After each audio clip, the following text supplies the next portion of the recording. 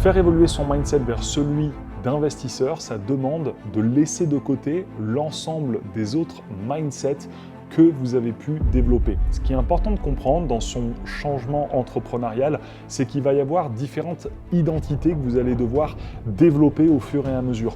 Le mindset que vous avez quand vous êtes solopreneur n'est pas le même que quand vous êtes chef d'entreprise, que quand vous êtes investisseur. Et donc ce qu'il faut comprendre en fait, et c'est ce pourquoi on a signé dans l'aventure entrepreneuriale, c'est qu'il va falloir embrasser le changement. Et le changement crée souvent du chaos. C'est pour ça qu'il y a cette balance et cet équilibre entre l'ordre et le chaos. Et un entrepreneur doit pouvoir savoir naviguer entre les deux. Pourquoi ? Parce que lorsqu'on a développé des habitudes, lorsqu'on a développé un mindset, ce qu'il faut comprendre, c'est que la plupart du temps, ce qui fait notre plus grande force au moment T sera notre plus grande faiblesse dans notre situation désirée. Et donc l'objectif, c'est d'avoir une auto-prise de conscience en se disant le mindset que j'ai là aujourd'hui, je vais potentiellement devoir le laisser de côté pour en inclure un autre. Et donc, si vous restez trop focalisé dans votre identité en vous disant « je suis comme ça et je ne changerai pas », malheureusement, vous mettez une énorme barrière pour développer un vrai mindset d'investisseur.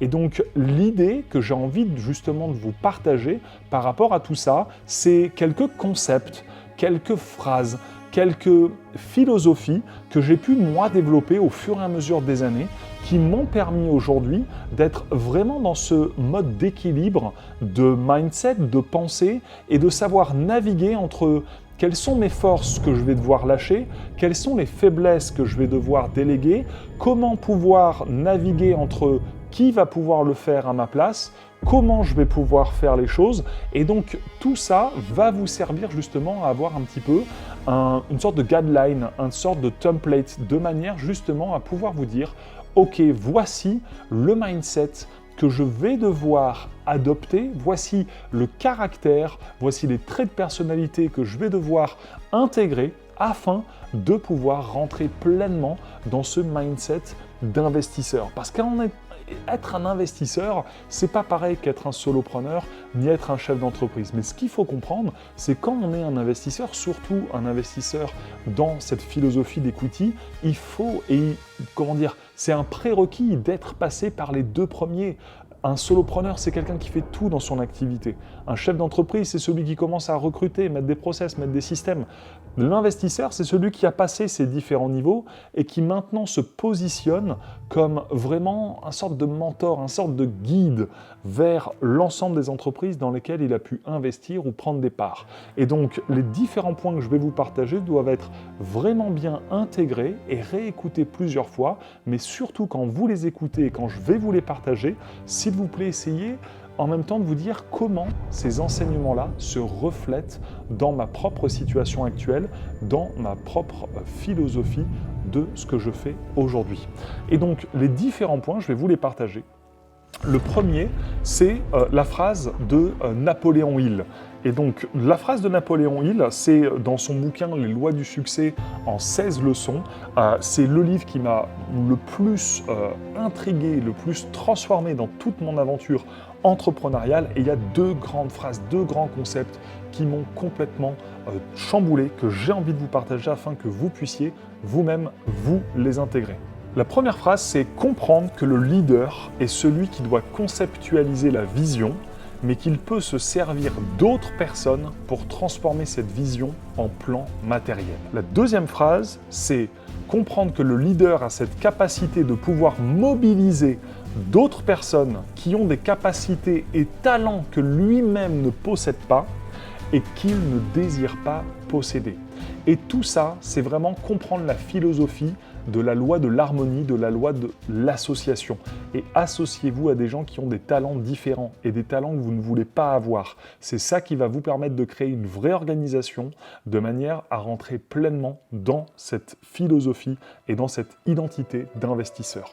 Le deuxième point, le deuxième concept philosophique que j'ai envie de vous partager pour intégrer vraiment ce mindset d'investisseur, c'est de savoir mettre les bonnes personnes à la bonne place. Le troisième point, c'est une phrase que j'aime beaucoup et que j'ai partagée avec les équipes lorsque j'avais mon identité de chef d'entreprise, et c'est embaucher sur les valeurs, virer sur les valeurs. Embaucher sur les valeurs, virer sur les valeurs. L'objectif de toute entreprise, l'objectif de tout business, c'est vraiment de pouvoir avoir des talents qui collent à la culture de votre entreprise, qui collent à la vision, mission que vous avez mis en place.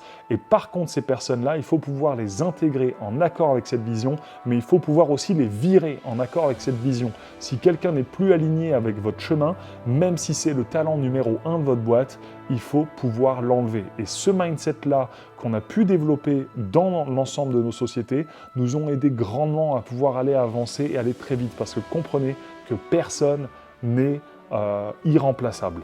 Le quatrième point, c'est questionner son business model. C'est incroyable parce qu'en fait, on se rend compte qu'on questionne toujours son produit, son service, mais par contre, on questionne jamais son business model. On peut aussi questionner son avatar, son offre, son message, mais personne ne remet en question sa manière de faire du business. Et c'est vraiment important de comprendre que si vous arrivez à challenger votre business model, vous pouvez ensuite rentrer dans des pistes de réflexion qui vont pouvoir vous faire amener vers davantage d'auteur sur votre business et d'opportunités. Le cinquième point, c'est savoir dire plus non que oui. Je vous l'ai déjà dit dans des autres vidéos, la plus grande force et la plus grande différence entre un bon entrepreneur et un excellent entrepreneur, c'est sa capacité à davantage savoir dire non que savoir dire oui.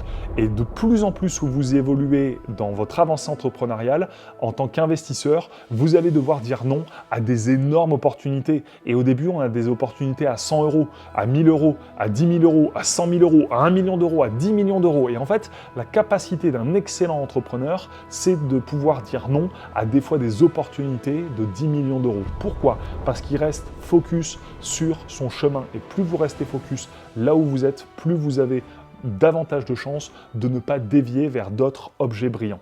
Le sixième point, c'est manager ses émotions et changer de « je suis trop down » à « je suis trop excité ». Et ça, on le voit beaucoup chez beaucoup d'entrepreneurs, c'est « j'ai une idée, je me sens hypé, je suis trop bien » et là, bam, l'émotion est au pic. Ensuite, dès qu'on développe l'idée, dès qu'on creuse, dès qu'on essaye d'aller plus loin, l'émotion descend parce qu'on se rend compte que c'est plus difficile que ça en a l'air. Donc vraiment, pour rentrer dans cette mindset d'investisseur, managez vos émotions. Ne soyez jamais trop down, ne soyez jamais trop excité, soyez vraiment au milieu et essayez d'osciller avec l'ensemble des facteurs externes qui peuvent influer sur votre mood, votre humeur, votre environnement. Et ça, c'est la plus grande force d'un investisseur, c'est qu'il sait calmer ses émotions, jamais trop excité, et jamais trop down non plus. Le septième point, c'est s'autoriser à s'associer. Ça, c'est juste incroyable parce que je me rends compte que beaucoup d'entrepreneurs aujourd'hui ont le syndrome du bébé, c'est-à-dire c'est mon bébé, c'est moi qui l'ai créé, c'est moi qui l'ai mis en avant. Et ces personnes-là ne s'autorisent pas à s'associer.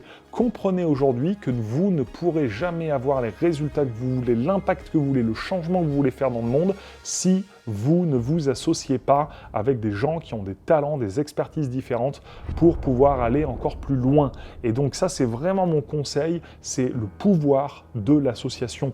Associez-vous, bien sûr, il y a des critères à vérifier avant de s'associer, mais ce qu'il faut, c'est pouvoir vous associer, avec des gens qui partagent la même vision, les mêmes valeurs que vous, et surtout, lorsque vous vous associez, parlez toujours de ce qui peut ne pas aller. Associez-vous avec des gens, jamais sur comment ça pourrait aller bien, mais toujours sur comment ça pourrait aller mal. Et lorsque vous associez, dites aux personnes, ok, qu'est-ce qui se passerait si on s'embrouille sur ça, sur ça, sur ça? Quelle est ta personnalité? Est-ce que tu es rancunier, pas rancunier? Est-ce que tu t'excuses? Est-ce que tu as de la fierté?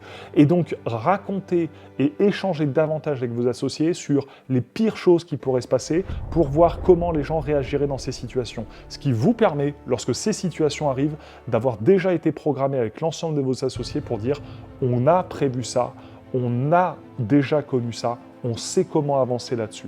Mais n'oubliez pas, le pouvoir de l'association, c'est juste exceptionnel par rapport à vos objectifs business. Le 8e point, c'est aimer comprendre la compta et la fisca. Comme mon associé Johnny pourrait dire, il y a trop d'entrepreneurs aujourd'hui qui pensent scaling marketing, scaling business, avoir plus de clients, générer plus de chiffre d'affaires, faire des automatisations, mais très très peu pensent à réfléchir sur augmenter mon capital social, essayer de pouvoir développer des stratégies fiscales, comptables, juridiques, sans forcément se dire je pars dans un autre pays, mettre mon argent ailleurs. La France est un paradis fiscal, il faut juste avoir les bons process, les bons procédés, avoir et être entouré d'experts. Et on est entouré d'experts toujours dans la partie marketing et vente, les agences de marketing, les experts dans le tunnel, les experts en vente, les experts vidéo, etc.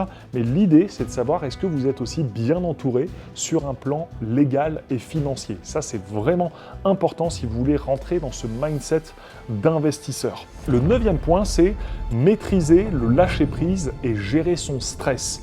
Parce que vous allez comprendre que plus vous évoluez dans votre aventure entrepreneuriale, vous n'avez pas moins de problèmes. Vous avez des problèmes qui vont être différents, voire des fois des problèmes qui vont être supérieurs. Et la capacité d'un bon entrepreneur, d'un bon investisseur, d'un bon chef d'entreprise, c'est sa capacité à pouvoir manager et gérer les merdes qui se trouvent autour de nous.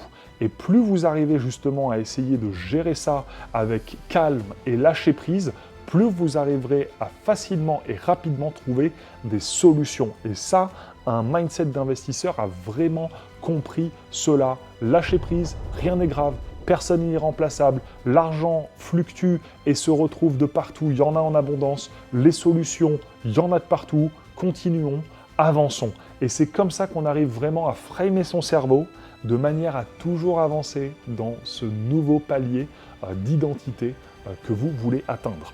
Le 10e point, et le 10e et dernier point, c'est s'autoriser à des passions autres que le business. Ça, c'est hyper important de pouvoir avoir des zones de ressources en énergie qui vous permettent tout simplement de déconnecter du business sans trop déconnecter quand même, parce que si vous êtes entrepreneur investisseur, vous avez en valeur numéro 1 quand même l'entrepreneuriat et donc vous y pensez toujours.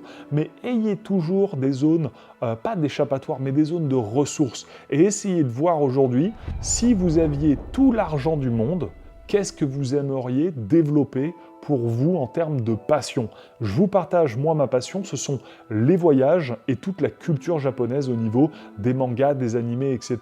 Et donc, j'adore en fait cet univers et mon grand rêve, un des grands rêves que j'ai, parce que j'en ai un peu de partout, c'est de pouvoir créer des festivals autour de la culture du manga dans un milieu européen avec une grande vision, comme un festival. Donc, en fait, je m'amuse à rentrer et à imaginer qu'est-ce que je ferais si tout était possible.